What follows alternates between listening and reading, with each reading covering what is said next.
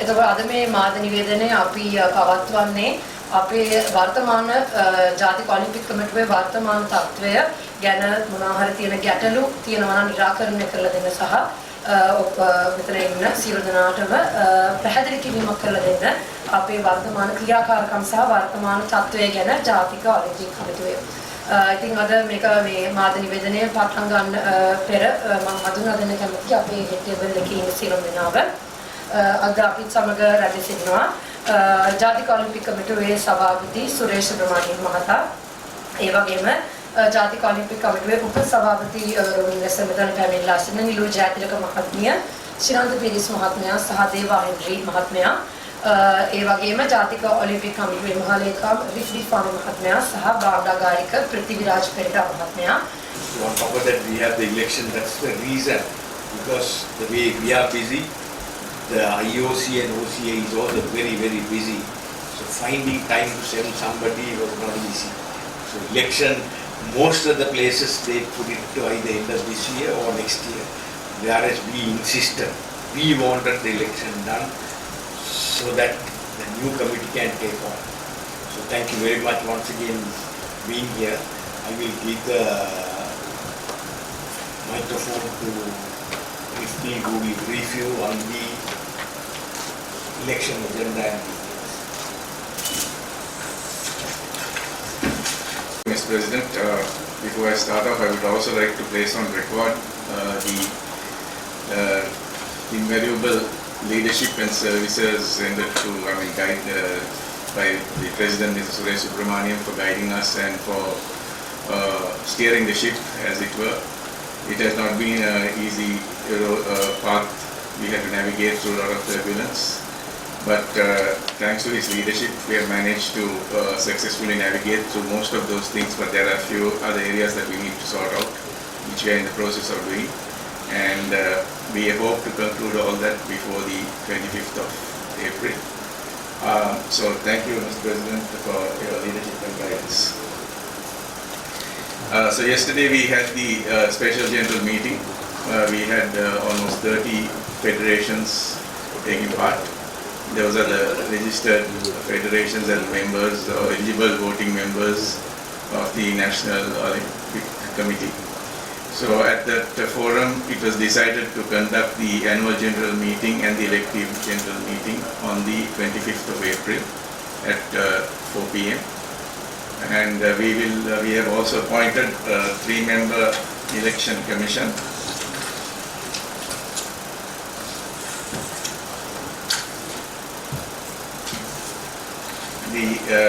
The chair of that election commission will be Mr. K.T. Chitrasiri, retired Supreme Court judge.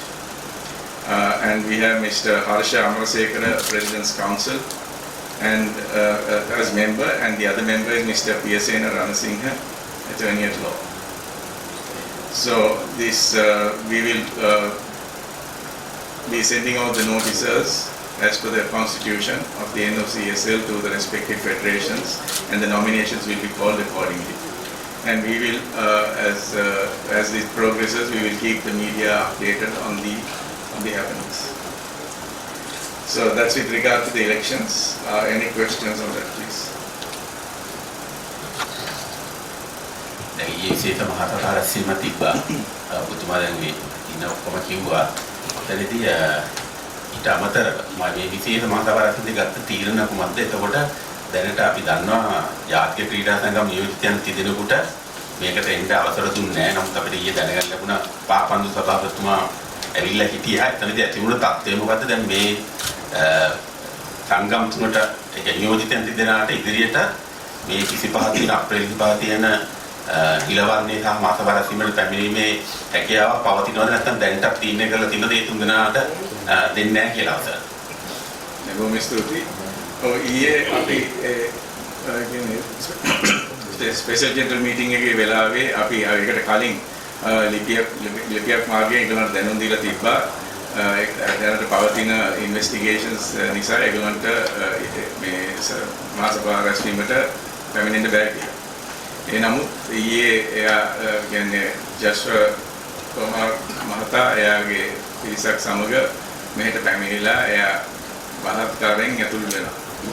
ඊට පස්සේ අපි ඒකට කියන්නේ සභාපතිතුමා ඒකට ඉඩ දීලා අපි කිව්වා මේ සභාවට ඒක දාලා ඒගොල්ලන්ගේ කියන්නේ අනුමැතිය අනුව ඊට පස්සේ ඉදිරියට වැඩ පිළිවෙල කරගෙන යන්න කියලා. ඊට පස්සේ යාට අපි කාර්මික ඉල්ලා සිටියා යාට මේ ස්ථානික ඉවත් වෙන්න කියලා. ඒක එයා පිළිගගෙන පොඩ්ඩක් එළියට වෙලා හිටියේ. ඊට පස්සේ අපි කතා වෙලා ඊට පස්සේ එයාව ආයෙත් ගෙන්නගෙන එයා පැය භාගයක් විතර එයාගේ පැත්තෙන් උත්තර දෙන්න ගත්තා. එතකොට අනිත් පැමිණ සිටි සමාජිකයන් ඒක කියන්නේ ඒගොල්ලන්ත් ඒකට විරුද්ධත්වය දක්වනවා. මොකද දෙන්නේ කියලා මේ වෙලාව නාස්ති කරන්න එපා ආරාම නැහැ කියලා ඊට පස්සේ ඒක නැවත්තලා ඊට පස්සේ අපි ඉදිරි ක්‍රියාමාර්ග ටික එදා තිබ්බ එජෙන්ඩා අයිටම්ස් ටික ඉවර කරගත්තා. නැත්නම් ඔක දිගින් දිගට යන්නේ එකේ තේරුමක් නැහැ. අපි ගිය අවුරුදු කීපෙත් තුල ඔකට වෙලා තිබ්බා. මෙතනට ඇවිල්ලා එක එක්කෙනාට දොස් කිය ඊට පස්සේ මොනවත් වෙන්නේ නැහැ. ක්‍රීඩාව නැගී සිටින්න අනිත් එක මේකේ වෙන්නේ ඔෆිෂියල්ස්ලා විතරක් දිනු වෙන එක විතරයි. ඉතින් අපි මෙතනට ආවේ ඔක කරන්න නෙමෙයි. අපි ආවේ මෙතන ප්‍රමුඛත්වය දෙන්න ඕනේ ඇට්ලිස්ට්. ඒ නිසා තමයි දැන් මිස් නිරූපිය වගේ අපි අර ඉන්ඩිපෙන්ඩන්ට් කමිෂන්ස් පත් කරලා ඉන්ඩිපෙන්ඩන්ට් පැනල්ස් පත් කරලා සිලෙක්ෂන් ඔක්කොම කරන්නේ අපෙන් නෙමෙයි. ඔක්කොම කරන්නේ ඉන්ඩිපෙන්ඩන්ට්. ඒකේදී ඒගොල්ලන් තමයි තෝරලා ස්කෝලර්ෂිප්ස් දීලා ඒක අනුමැතිය දීලා තියෙනවා IOC එකකින් තෝසියේ. ඉතින් අපේ යුතුකම තියෙන්නේ මේකට ප්‍රමුඛ කියන්නේ ඇට්ලිස්ට් ප්‍රමුඛත්වය දෙන්න අපේ ඔෆිෂියල්ස්ලාට දිනු වෙන්න නෙමෙයි. ඒක අපි ගත්ත දවසින් ඉඳලා ඔක තමයි කියලා තියෙන්නේ. ඉතින් අපි දැන් එයාට විරුද්ධව ක්‍රියාමාර්ගයන් දැන් කිව්ව තුන් දෙනාට විරුද්ධව දැන් ethics committee එකෙන් ඉන්වෙස්ටිගේෂන් එක කරගෙන යනවා. ඉතින් ඒකට අමතරව දැන් අපේ සභාපතිතුමා කිව්ව විදිහට ෆොරන්සික් ඔඩිට් එකක් ඒකේ දැන් අවුරුදු 3ක රිපෝට් මේක තමයි ඊයේ CCTV එකෙන් අපිට ලැබුණු දර්ශන. පොඩ්ඩක් එකෙන් ඔයගොල්ලෝ කියන්නේ අපි අනුමැතිය දීලා තිබ්බේ එක ෆෙඩරේෂන් එකෙන් දෙන්නට හෝ තුන් දෙනාට විතර එන්න පුළුවන් කියලා. මේකෙන් තියෙනවා 20ක් 30ක් විතර එකපාරටම කඩන් වැටෙනවා මෙතන. අපි පොලිස් මහතුරු දාලා තිබ්බා. හැබැයි අපි කිව්වා කිසිම එකකට අවුල් වෙන්න එපා. ඒක අපි තිබ්බේ සිවිල් සිකියුරිටි එකක් යටතේ විතරයි.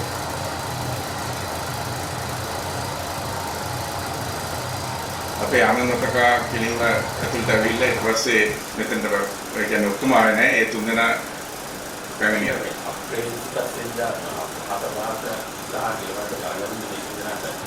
නෑ ඒ තීරණය තාම ඒ කියන්නේ ඒක අපි IOC එකෙන් ලැබුණු නියෝගය තමයි කවුරු හරි දැනට කියන්නේ මොකක් හරි ක්‍රියාමාර්ගයකට ඒගොල්ලන්ගේ ඉන්වෙස්ටිගේෂන් එකක් තියෙනවා නම් ඒගොල්ලන්ට සම්පූර්ණයෙන් තහනම් මොකක් හරි නිලවරණයකට මොකක් හරි ඔෆිෂල් තනතුරක පෙනී සිටින්න. ඉතින් දැනට තියෙන තත්ත්වය ඒකයි. ඉතින් ඒගොල්ලන්ට විරුද්ධව දැනට ethics committee එකේ ක්‍රියාමාර්ගයක් කරගෙන යනවා. ඒකට අමතරව forensic audit එකකින්ුත් නොයෙකුත් කරුණු ඉදිරිපත් වෙලා තියෙනවා. එක එක්කෙනාට විරුද්ධව. ඉතින් ඒක ඔක්කොම දැන් අපි දැන් අවුරුදු 10ක forensic audit එකක් කරගෙන යන්නේ. දැනට අවුරුදු 3ක report අපිට හම්බලා තියෙනවා. ඒ ඔක්කොම දැන් ඒක දැන් ethics අපේ EB එකට දාලා ඊට පස්සේ legal opinion අරගත්තට පස්සේ ඊළඟ පියවර අපි කරනවා. පළවෙනි ප්‍රශ්න තමයි ඉදිරිපත් කරේ බොහෝරික විගණනයයි ෆොරෙන්සික් ඔඩිට් එකයි ඊට පස්සේ ඒක කියන්නේ හරි වෙලාවට ඉවරුනේ නැත්නම් ඉලෙක්ෂන් එක කල්යයිද කියලා. නෑ ඒක අපිට IOC එකෙන් අපිට ලියුමකින් දන්වලා තියෙනවා. ඒකට ඒ කියන්නේ ඉලෙක්ෂන් එක තියෙන දවස ඒකට කිසිම සම්බන්ධතාවයක් නැහැ. ඒ නිසා තමයි අපි ඊයේ අර SGM එක තියලා ඩේට් එකක් ෆයිනලයිස් කරලා තියෙන්නේ. ඒ ඩේට් එක 25ට දාලා තියෙන්නේ. ඒකෙන් වෙනසක් වෙන්නේ නැහැ. අපි දැනටත් කියන්නේ ඩේට් එකක් දැම්මේ IOC OC එකේ කියන්නේ ඒගොල්ලන්ගේ කන්ෆර්මේෂන් එක ගත්තට පස්සේ ඒගොල්ලන් දීලා තියෙනවා අපිට ඒගොල්ලන්ගේ නියෝජිතයන් එවන්න පුළුවන් ඒ දවස්වල විතරයි කියලා. ඒ නිසා ඒකෙන් කිසිම ප්‍රශ්නයක් වෙන්නේ නැහැ. අපි පුළුවන් තරම් කියන්නේ අපේ කියන්නේ කරන්නේ ඔගේ රිපෝට් එක 25 වෙනිදාට කලින් නිකුත් කරන්න. ඉතින් ඒ නිසා අපි දැන් අර හැම සතියේම ඔඩිට් කමිටි එකට පිටුවෙන් සමීපව වැඩ කරනවා. ඔක ඉවර කරන්න ඉක්මනට. කණිලා බෑ අර ක්‍රිකට් සම්බන්ධයෙන් නම් ඒක ඒගොල්ලන් ඇප්ලිකේෂන් එක දීලා තියෙනවා. ක්‍රිකට් විතරක් නෙමෙයි ස්ක්වොෂ් ෆෙඩරේෂන් එකක් දීලා තියෙනවා. ඉතින් ඒක අපේ කියන්නේ ක්‍රියාමාර්ගය පිළිපදින්න ඕනේ. ඒගොල්ලන් දීන ඇප්ලිකේෂන් එක අපේ මහා සභාවට දාලා රැටිෆයි කරාට පස්සේ තමයි ඒගොල්ලන්ට ඒ කියන්නේ නිල තත්ත්වයක් හම්බ වෙන්නේ.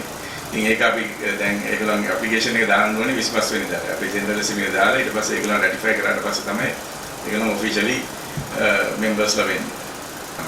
අපේ තියෙන කොන්ස්ටිටියුෂන් එක අනුව 25 ඒ කියන්නේ දවස් 14ක් තුල ඒගොල්ලන්ට ඇප්ලිකේෂන් එක දබා දෙන්න වෙනවා. ඒ කියන්නේ අපේ 25 වෙනිදා නම් තියෙන ඉලෙක්ෂන් එක ඒකට කලින් දවස් 14කට කලින් ඇප්ලිකේෂන් ක්ලෝස් කරන්න ඕනේ. ඒකට ඊට පස්සේ තමයි ඉලෙක්ෂන් කමිෂන් එකෙන් කියන්නේ දවස් දීලා ඒගොල්ලන්ගේ ඔබ්ජෙක්ෂන්ස් මොනවාරි රේස් කරන්න තියෙනවනේ ඒ දවස් 14 තුලදී කරන්න. ඉතින් ඒකට අපි දැනටතර ලියකියවිලි සකස් කරගෙන යන්නේ. ඒක දැන් මේ ළම සතිය තුලදී ඒවත් ෆෙඩරේෂන් වලට යවන්න සූදානම් කරලා තියෙනවා. ෆොරෙන්සික් ඔඩිට් එකේ ඒගොල්ලන් ඒ රිපෝට්ස් ටික හම්බුනාට පස්සේ අපේ යුතුයකම තියෙන්නේ ඒක EB එකට දාලා ඊට පස්සේ එතික්ස් කමිටි එකට ඒ රිපෝට්ස් ටික දෙන්න. එතික්ස් කමිටි එකෙන් තීරණය කරන්නේ මේක හරියෝ වැරදියෝ ඒ පුද්ගලයන්ට එන්න පුළුවන්ද බැරිද කියලා.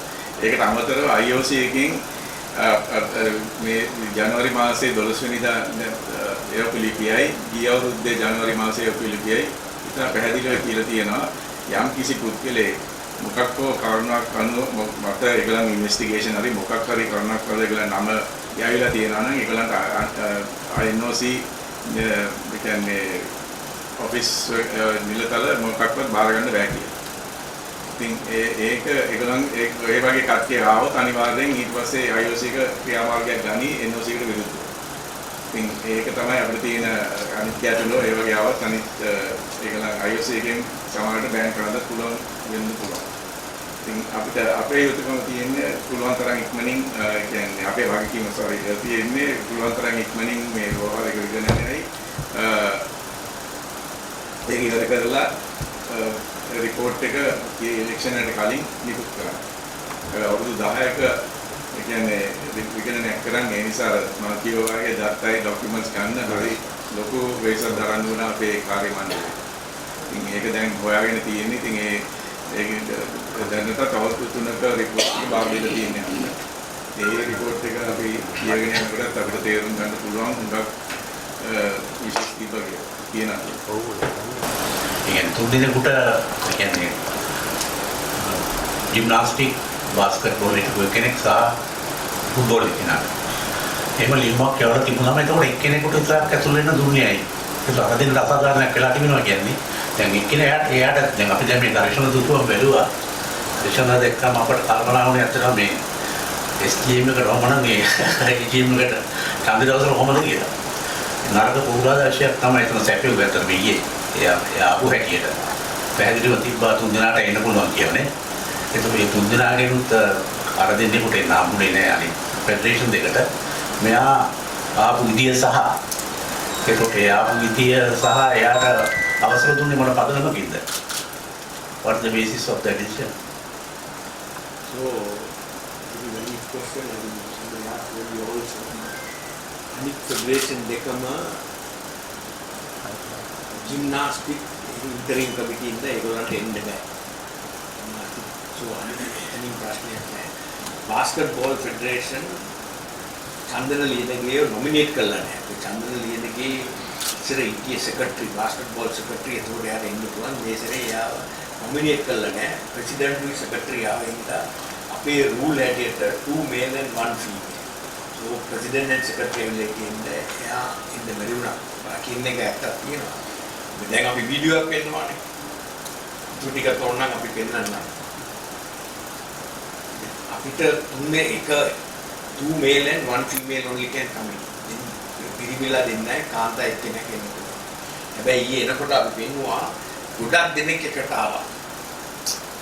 ඒගොල්ලන් ෆෙඩරේෂන් එකේ කට්ටිය නෙමෙයි. So NOC doesn't get involved in hooliganism.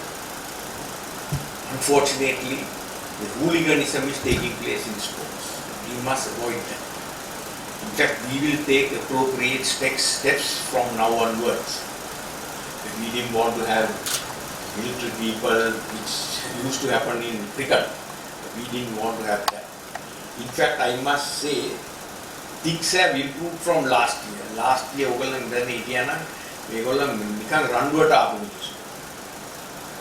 ඉතින් අපි සිස්ටම් දාපු ඉඳ ටිකක් improve වෙලා, but at least next AGM, when it comes to AGM, it will be better than what it was.